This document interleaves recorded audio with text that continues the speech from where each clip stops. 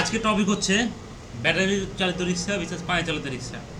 এখন সত্য কথা প্রথমে বলি, যে মাদার চোদ ওই ব্যাটারি চালিত রিক্সা বন্ধ করছে হুট করে, পরে পর্যন্ত একটা দিনে ওই পায়ে চালিত রিক্সাগুলো চালাইতে ওকে পারবে? হ্যাঁ, টেকনোলজি ভালো আসছে, টেকনোলজিকে অ্যাডাপ্ট করতে হবে, এটা হচ্ছে প্রাকৃতিক নিয়ম। Yes. ঠিক ঠিক। কথা ঠিক। আর তুমি বাল কামাইতে ই করো, ব্যাটারি চালিত রিক্সা তুমি বন্ধ করে দাও, এটা করে এটা কোনো কথা? হ্যাঁ, না, আরে না, না। মাদার চোদ বুয়েট টুয়েট টুয়েট করে সবগুলো আমার জনগণের ট্যাক্সের টাকায় পড়ে। এই বালগুলো এক্সকিউজ দেয় যে ব্যাটারি চালিত রিক্সা কি ব্রেক ঠিক নাই। আরে বোকা চোদে এতগুলো ইঞ্জিনে কি বাল ফেলেছো তোরা, ব্রেক ঠিক করতে পারিস না? হ্যাঁ, ব্রেক ঠিক কর। গাড়িতে মোটর একটা লিমিটেড মানে ইয়া করে দে, যাতে এই পাওয়ারের উপরে মোটর কেউ ব্যবহার করতে পারবে না, এই লেভেলে চেক দে। দিয়া কি বলে যে ইলেকট্রিক জিনিসপত্র অ্যাডাপ্ট কর।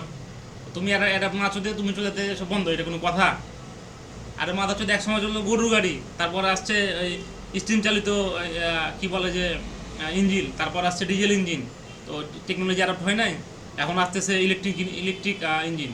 সো টেসলা আসতেছে, টেসলার মতন মনে করেন আমরা ব্যাটারি চালিত যারা পায়ে চালাইতো রিক্সা, তারা এখন টেসলার মতন কি বলে যে ব্যাটারি চালিত রিক্সা চালাবো।